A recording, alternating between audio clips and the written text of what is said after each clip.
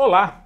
Vamos dar aqui prosseguimento à correção do nosso simulado 1 da Polícia Federal, que foi publicado no domingo retrasado e que a gente vai comentar questão a questão minuciosamente com você. Todas as 36 questões serão devidamente comentadas, todas as 36 questões serão minuciosamente comentadas. Esse é o primeiro simulado de um total de 2 que nós vamos fazer, né? Daqui para a próxima semana, o próximo simulado está disponível para vocês também com questões totalmente inéditas. Esse simulado teve questões, como você já sabe, inéditas, algumas poucas que foram adaptadas de questões do Sebrasp, mas a grande maioria foi criada por mim, com um nível de dificuldade semelhante ou maior do que o que vocês vão enfrentar na sua prova e com conteúdo suficiente para o objetivo desse simulado. O objetivo desse simulado não é só testar teu conhecimento e saber se você acertou ou não acertou. Não, o objetivo desse simulado é também ensinar. Todas as questões foram criadas, até aquelas que você olhou e diz assim, eu nunca vi esse assunto, mas vai ver na correção. É para isso que nós estamos aqui em vídeo, corrigindo de 3 em 3 questões até a última do nosso simulado. Espero que você tenha se dado bem e se você errou alguma, você vai comigo aqui aprender o porquê você errou e quais os detalhes e quais assuntos correlatos podem cair na sua prova. Maio está chegando, dá tempo para se preparar sim, e a gente vai agora para a questão de número 4, né? 4, que é uma questão que fala sobre SQL Injection. Então tá aí, olha só. O texto fala: injeção de SQL, ou do inglês SQL Injection, é um tipo de ameaça que se aproveita de falhas em sistemas que integram ou que interagem com sistemas de bancos de dados por meio de comandos SQL. Preste bem atenção. Mas antes da gente continuar, lembrando onde é que está esse simulado todo. Está aqui, ó, professorjoaantonio.com.br, é onde está um curso lá com esses 2 simulados, você já sabe. Ou você que fez o curso completo da PF, tá lá o curso completo da PF, dá acesso a esses 2 simulados também, você já deve estar acessando esse conteúdo justamente daí, né? Então vamos lá. Tela cheia. Injeção de SQL, ou do inglês SQL Injection, é um tipo de ameaça que se aproveita de falhas em sistemas que interagem com sistemas de bancos de dados por meio de comandos SQL. A injeção de SQL é um golpe, não é um golpe, é um ataque, certo? É um ataque que ameaça, né? Aqui usaram tipo de ameaça. Bom, como ataque é um tipo de ameaça, então não está errado, certo? É um tipo de ameaça que se aproveita de falhas em sistemas, podem ser sites, por exemplo, que interagem com sistemas de bancos de dados por meio de comandos SQL. Antes da gente prosseguir, você deve lembrar que SQL é uma linguagem. É a linguagem que dá acesso, ou que acessa e manipula bancos de dados.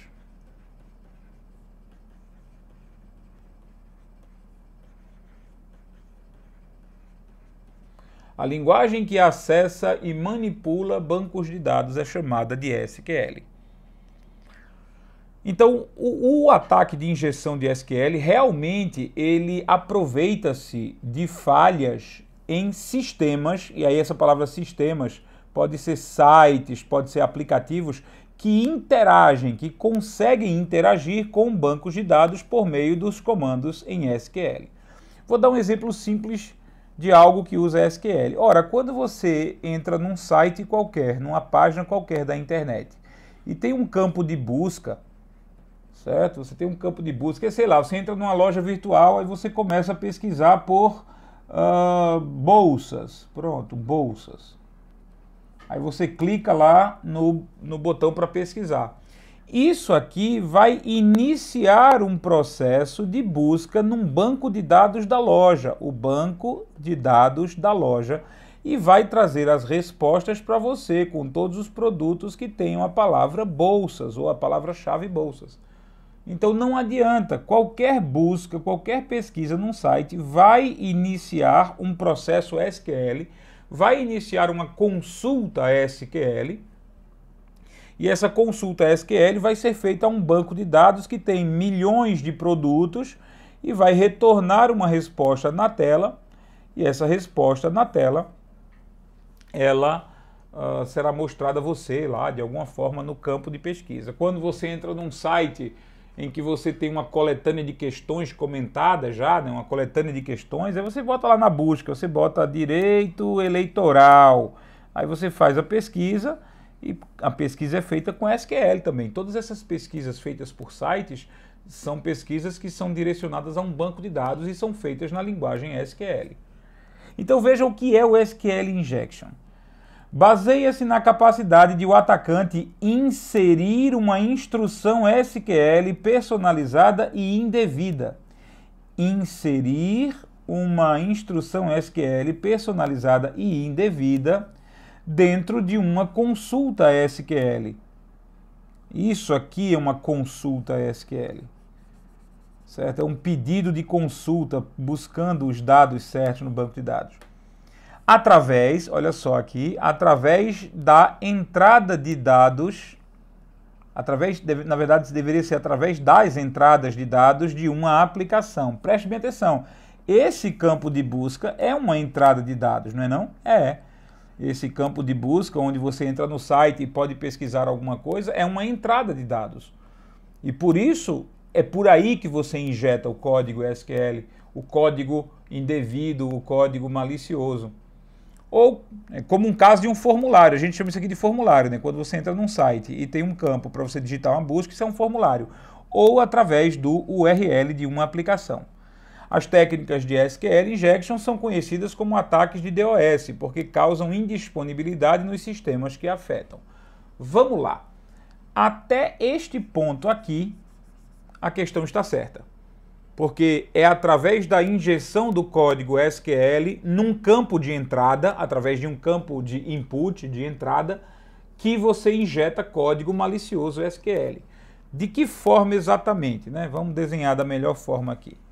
Você tem o site, e no site você tem ali o campo de busca. E em vez de você digitar no campo de busca a palavra bolsas ou a palavra direito penal, você escreve um código terminando aqui alguma coisa e você vai lá e escreve um select asterisco from alguma coisa, papapá, e você cria uma instrução. Isso aqui seria uma instrução SQL personalizada, ou seja, que você quer escrever por si só, e indevida. Ela não deveria ser colocada ali. Mas quando você manda buscar, esse código é enviado para o servidor. E o servidor, ele acaba, dependendo da forma como você escreveu, com os códigos certos, ele acaba entendendo que isso aqui faz parte do código do site.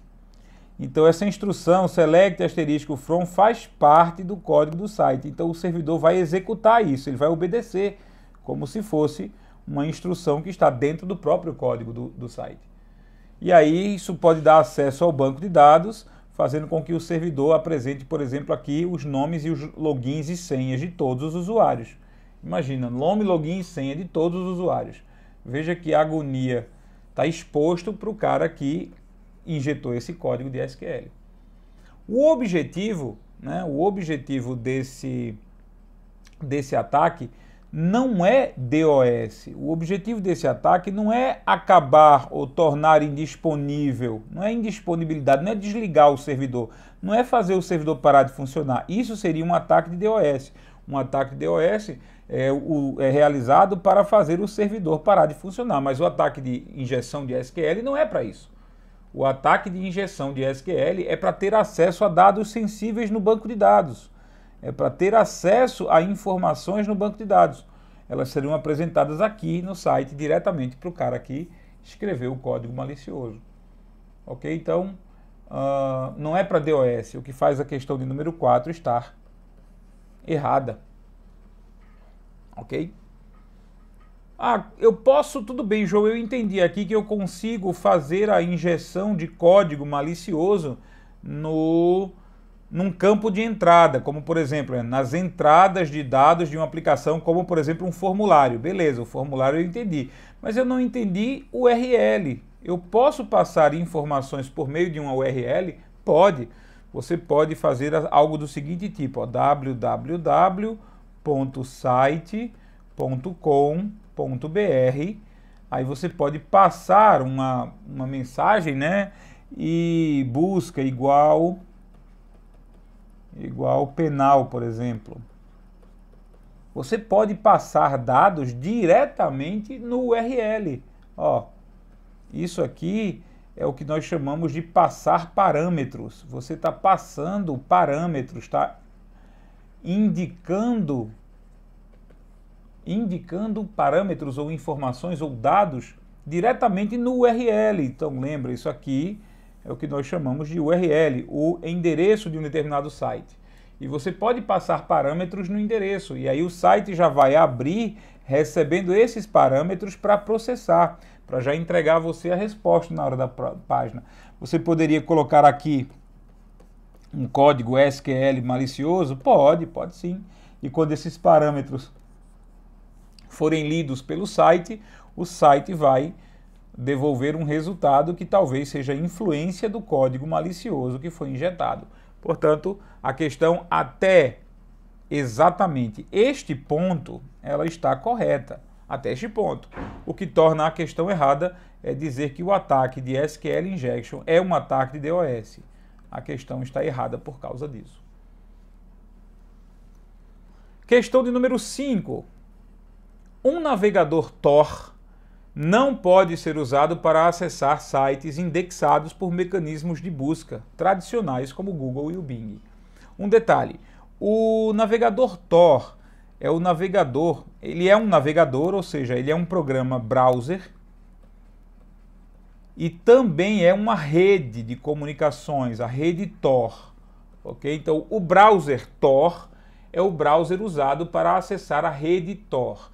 Isso é necessário para você ter acesso a sites na chamada Dark Web. A Dark Web é a parte da web que não está indexada por mecanismos de busca, é a parte da web que propositalmente não pode ser achada pelo Google, pelo Bing, pelo Yahoo, não pode ser achada pelos mecanismos de busca tradicionais. Então, a Dark Web é a parte da web criminosa, ou, sei lá se a palavra criminosa é muito forte, mas sim, é underground. Underground, ou seja, uma coisa muito subversiva, estranha. Você encontra coisas muito realmente difíceis de digerir, muitas coisas feias, muitas coisas que provam como o ser humano pode ser execrável, como o ser humano pode ser destrutivo, como o ser humano pode ser demoníaco. Então a Dark Web tem um bocado de coisa desse tipo, desde vendas de drogas, o que seria, na minha opinião, o mais leve dentro da Dark Web, até coisas muito absurdas que eu não quero mencionar aqui, certo? Agora a pergunta é a seguinte, o navegador Tor, ele não consegue navegar em sites normais, em sites, vamos dizer assim, que podem ser achados por todo mundo? Bom, os sites normais, os chamados sites que estão nos índices dos mecanismos de busca tradicionais, como o Google e o Bing, esses sites, eles estão na chamada Surface Web. Surface Web, ou a web de superfície, a superfície da web, é a parte que você consegue achar, é o que a gente vê. O que a gente vê na internet é chamado de Surface Web. E a Surface Web pode ser visitada por navegadores como Google Chrome, Internet Explorer, Microsoft Edge, o Mozilla Firefox, o Opera e também o Tor. Então o Tor, ele pode sim, ele pode ser usado para acessar sites indexados normais, sites na web de superfície, isso é normal. Certo? A questão, portanto, está errada por dizer que o Tor não consegue acessar. Agora, acessar a Dark Web, você consegue acessar a Dark Web com o Google Chrome? Não. Você consegue acessar a Dark Web com o Mozilla Firefox, navegador? Não. Você não consegue, porque você precisa ter acesso a essa rede chamada Tor. Essa rede chamada Tor é uma rede que só pode ser acessada pelo navegador chamado Tor. Essa palavra Tor significa The Onion Router, ou o roteador cebola. Por que o roteador cebola? Porque existem várias camadas de proteção para manter o anonimato dos sites, o anonimato dos usuários. Então são várias camadas de anonimato, de proteção, para evitar que se descubra quem são os usuários que estão navegando e quais sites eles estão navegando. Portanto, para navegar na Dark Web precisa da rede Tor ou de uma rede semelhante. E um dos navegadores que faz isso é um navegador chamado Tor, mas existem outros navegadores também para a Dark Web. Mas isso não quer dizer que o Tor não consiga ser usado para acessar sites normais.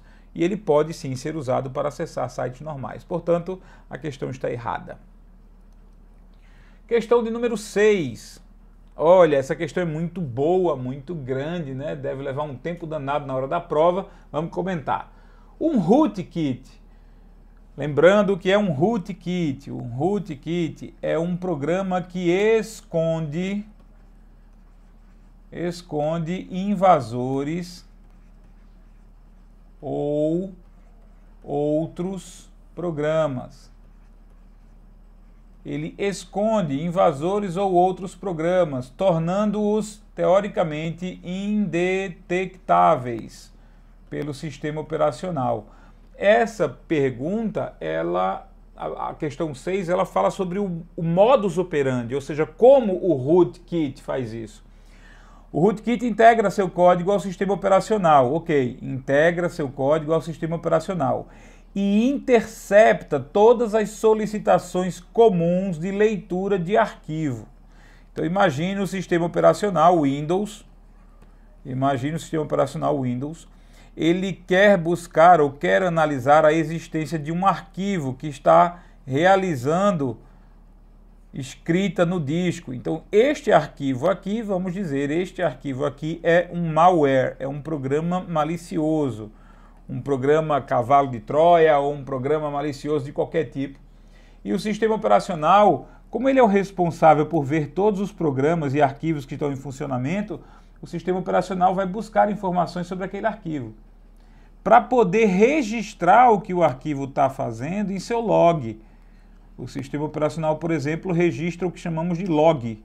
O log é um registro de atividades.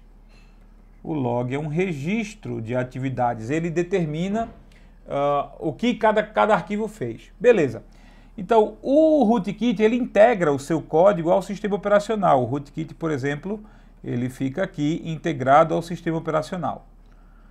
Obtendo e intercepta essas solicitações. Quer dizer, veja só, o sistema operacional, ele não vai mais simplesmente fazer o pedido ou fazer a leitura do arquivo.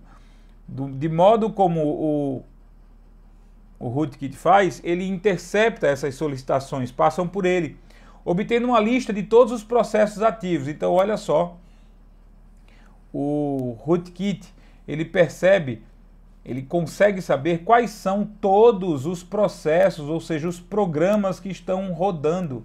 Processo é o que a gente chama de programa em execução. Um programa que está neste momento aberto, um programa que está nesse momento na memória RAM, ele é um processo. E o rootkit, ele fica sabendo quais são os processos que estão ativos. Um rootkit processa essas solicitações e apaga menções de arquivos, processos e outros vestígios relacionados com a sua atividade. Então, se esse cara aqui é o protegidinho do rootkit, é o afilhado do rootkit, o que é que o rootkit faz? Quando o sistema operacional fizer um pedido sobre um arquivo normal, tá? O sistema operacional fez um pedido sobre um arquivo normal. Aí o rootkit pega e devolve ao sistema operacional, como se nada tivesse acontecido. Mas quando o sistema operacional pede ao rootkit uma informação sobre o arquivo que o rootkit está protegendo, aí ele não devolve a informação. Ou ele não devolve, ou devolve a informação parcial. de modo que o rootkit esconda, ele processa e esconde aquilo que o seu protegido está fazendo. O seu protegido está fazendo algumas coisas que são estranhas, mas o rootkit não diz isso ao sistema operacional. Então ele oculta, ele simplesmente apaga qualquer menção de arquivos que ele está protegendo, processos e outros vestígios relacionados com a sua atividade, ou seja, de seus clientes, de seus protegidos. Outras técnicas, isso é possível, também podem ser utilizadas. Por exemplo, o rootkit pode inserir seu código em um processo legítimo. Então o rootkit, ele pega um processo, vamos lá, um processo legítimo, vamos dizer, o explorador de arquivos, o Windows Explorer, que é um processo legítimo, é um programa gerenciador de arquivos que vem junto com o Windows, e o rootkit, ele passa a se copiar, ele copia parte do seu código de execução para dentro do processo do Explorer, usando memória desse processo. Então ele fica na mesma área de memória ou usa os mesmos recursos que o Windows dedica a um processo legítimo, que seria o Explorer, o programa gerenciador de arquivos. Alguns rootkits fazem isso. Isso faz com que o rootkit permaneça invisível para as solicitações anti-malware menos avançadas, ou melhor, para as soluções anti-malware menos avançadas. Quer dizer, os antivírus e anti-malware mais fracos, menos avançados, acham que o rootkit não existe. O rootkit, ele se torna indetectável para as soluções que são mais fracas, menos avançadas, as soluções de proteção menos avançadas, que operam no nível superficial das solicitações do sistema operacional. Então, imagine que uma solução anti-malware, ela avalia isso, ela avalia as solicitações no nível superficial, ela não avalia o que o sistema operacional está recebendo em si. Num sistema mais aprofundado, uma pesquisa mais robusta, mais tecnológica, ele vai fazer uma análise superficial e vai dizer, não tem nada de errado aqui, ó, nada errado, está tudo ok com a comunicação entre o sistema operacional e os outros aplicativos. Isso é o que a gente chama de falso negativo, né? O falso negativo é achar que está tudo bem, quando na verdade não está tudo bem. Com isso, a descrição da questão de número 6, ela está correta. Ela está perfeita sobre como um rootkit pode funcionar, escondendo as chamadas, escondendo as respostas que poderiam expor a hipocrisia dos protegidos do malware, do rootkit. Então o rootkit, ele consulta, ele imita o que o Windows faz, devolve ao Windows respostas verdadeiras quando essas respostas verdadeiras não têm a ver com seus protegidos, e devolvem respostas falsas ou não devolvem respostas quando a consulta é feita para um de seus protegidos. Com isso, a gente finaliza aqui a questão de número 6 do nosso simulado. No próximo vídeo, as 3 questões, a 7, a 8 e 9, versam sobre a linguagem de programação Python. Tem lá um código que eu criei para vocês com muito carinho e dá para a gente ver um bocado de novidades. Então eu espero você na nossa próxima aula aqui no meu site, né, www.professorjoaoantonio.com.br, né, comentando o simulado 1. E daqui a pouco, óbvio, será publicado o simulado 2, para você aprender um pouco mais, se preparar para essa prova de maio, ok? Um grande abraço, até nosso próximo encontro.